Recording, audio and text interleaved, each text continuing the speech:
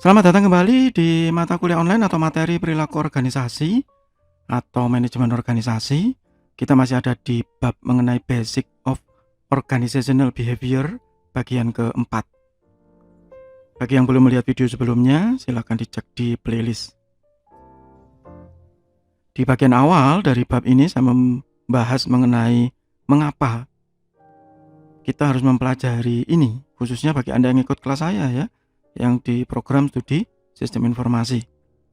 Kemudian di bagian akhirnya saya menjelaskan mengenai pengaruh dari individu saat berperilaku. Jadi ada pengaruh dari biographical, ada intelektual, dan ada physical yang saya lanjutkan di bagian kedua ya. Kemudian bagaimana cara mengubah itu semua? Mengubah perilaku tadi yang paling efektif adalah learning atau belajar. Nah, itu saya bahas di bagian ketiga ya. Bagaimana learning yang efektif untuk adult, untuk orang dewasa. Yang berbeda dengan pembelajaran untuk anak kecil, dasar menengah. Dan di bagian akhir saya menjelaskan tentang reinforcement, ada positif dan ada negatif. Ya, yang negatif itu biasanya orang menyebut hukuman ya, punishment. Tapi sebenarnya punishment yang real itu adalah lebih berat. Kalau di buku bahasa teks bahasa Inggris itu more severe gitu, jadi lebih keras gitu ya. Applying an undesirable condition to eliminate an undesirable behavior. Jadi bagaimana caranya menghilangkan perilaku yang tidak diinginkan dengan cara menetapkan kondisi yang tidak diinginkan oleh orang itu. Misalnya yang saya cerita di bagian sebelumnya, kalau telat saya potong uang makan loh. Telat sampai 5 kali, potongannya bukan uang makan, saya potong gaji. Nah begitu, itu kan undesirable condition. Jadi kondisi yang tidak diharapkan oleh orang tadi loh. Kok uang saya berkurang gaji saya pak gitu. Lah kalau saya telat sebulan, gaji saya kan tinggal separuh gitu. Kan kondisi yang tidak diharapkan. Untuk apa gitu? Untuk menghilangkan, eliminate perilaku yang tidak diharapkan ya, perilaku terlambat tadi. Itu punishment. Nah ini yang diadopsi oleh sistem hukum Indonesia di lembaga pemasyarakatan. Jadi kondisi yang tidak diharapkan ya di penjara untuk menghilangkan perilaku yang tidak diinginkan. Kejahatannya apa? Itu faktanya kan ini tidak selamanya berhasil ya.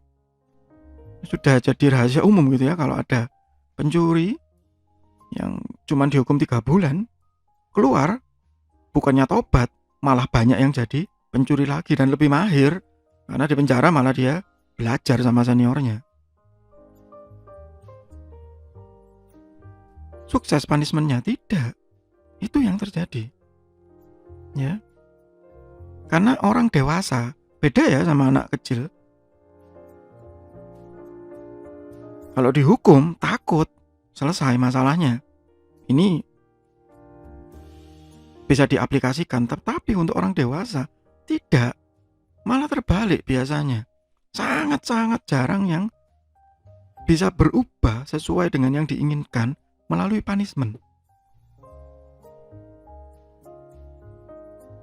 Nah, biasanya kalau punishment tadi sudah tidak mempan, maka berlanjut ke extinction. Kalau di organisasi ya dia pecat. Kalau di sistem hukum tadi ya hukuman mati. Duh, nggak bisa tobat orang ini. Udah hukum mati. Nah misalnya begitu. Kalau di kantor, di perusahaan, di organisasi, duh orang ini terlambatnya nggak bisa tobat, pecat saja. Sudah dapat surat peringatan 1, surat peringatan 2, potong gaji, tetap aja pecat, extinction. Nah itu withholding reinforcement of a behavior to cause its cessation. Jadi udah lewat dah, bubar begitu. Ya ini yang paling puncak ya. Tapi penting gak sih extinction itu? Penting, karena memang sebagian orang sudah sulit ya dengan alasan apapun.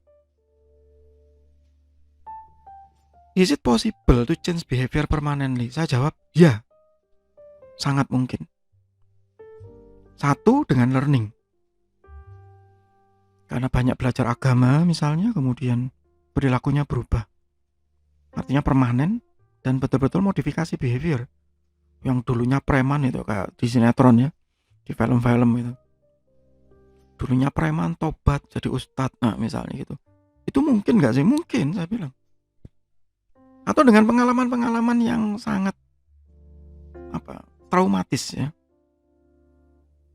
Saya misalnya gitu yang ya sudah pernah punya pengalaman hampir kehilangan nyawa gitu, otomatis berubah gitu ya. Misalnya tiba-tiba saya bisa berhenti merokok dengan sekejap dan sukses dan sampai sekarang begitu. Perilaku bersih misalnya begitu dengan adanya pandemi seperti ini. Atau ada satu mahasiswa saya yang karena dia traumatis gitu ya, orang tuanya meninggal dengan sangat mendadak, tiba-tiba yang dulunya dia tuh malas gitu, tiba-tiba rajin dan lulus dengan baik loh ya. Sekarang sudah menikah dan bahagia begitu, berubah ya, yang dulunya nggak karu-karuan seperti nggak punya motivasi hidup gitu, tiba-tiba sekarang jadi orang yang mungkin bisa diteladani. Nah, change behavior ya bisa. Berarti pengalaman traumatis tadi termasuk learning? Saya jawab iya, termasuk learning, belajar tentang kehidupan. Nah, yang terakhir ini seperti rangkumannya gitu ya, dari yang awal gitu ya. Well pay versus sick pay reduces absenteeism by rewarding attendance not absence. Ini yang saya bilang di awal tadi, di bagian sebelumnya ya, bahwa lebih baik gitu memberikan reward, bukan memberikan punishment, bukan memberikan potongan. Kalau seminggu ini nggak telat ya, saya kasih insentif loh. Ya itu seharusnya itu lebih sukses daripada hukuman potong tadi. Employee discipline, the use of punishment can be counterproductive. Jadi seringkali dihukum malah dendam, melawan, ya. Apa kalau bahasa Jawa ngece gitu, ngejek. Peraturan kan dibuat untuk dilanggar. Nah begitu. Ya, dan itu memang terjadi di banyak tempat. Nah tapi yang paling benar itu sebenarnya adalah self management, membangkitkan motivasi dari dalam diri sendiri, dan ini sulit. Nanti saya akan membahas ini di bab yang berbeda ya, bab tentang motivasi. Ini yang paling sulit. Ya seperti yang saya ceritakan sebelumnya, ada training yang satu lulusan SMP tapi dia sangat bersemangat, tiba-tiba seakan-akan semua kemampuan kecerdasannya itu keluar. Kok bisa ya? Ya bisa, karena dia punya motivasi internal untuk tidak lagi bekerja di gudang itu, untuk bekerja di kantor yang lebih baik, ber-AC gitu ya, pakai sepatu pantofel gitu ya, tinggal berangkat kerja lebih merasa dihargai, gaji naik otomatis kan dari dalam diri sendiri. Tapi ada temennya yang nggak punya motivasi begitu loh. Ya sudah begitu. Oke. Ada lagi yang di kantor yang saya training punya asumsi begini, lawang saya ini habis di training bisa atau nggak bisa, gaji saya tetap kok. Ya percuma, malas. Ya. Itu yang terjadi. Oke. Jadi itu dasar-dasar dari perilaku organisasi yang harus dipahami. Pada saat Anda menganalisis atau Anda yang menjadi departemen IT atau unit IT dan membuat sistem di satu tempat, pahami itu dulu di satu unit. Sehingga kita bisa blended, itu minimal. Kita bisa turun dengan baik.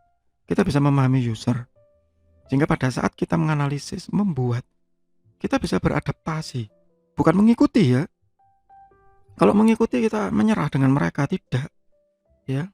Kalau Anda hanya mengikuti saja ya, never ending project. Nggak kelar-kelar projectnya.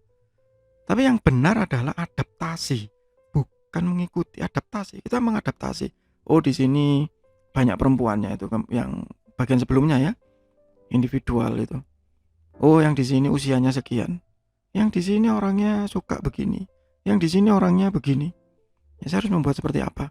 Pada saat saya mentraining saya harus beradaptasi seperti apa. Itu yang paling penting. Itu untuk bab mengenai basic of organizational behavior. Kita akan melanjutkan lagi di mata kuliah online perilaku organisasi atau manajemen organisasi. Semoga bermanfaat. Tetap sehat, tetap semangat. Terima kasih.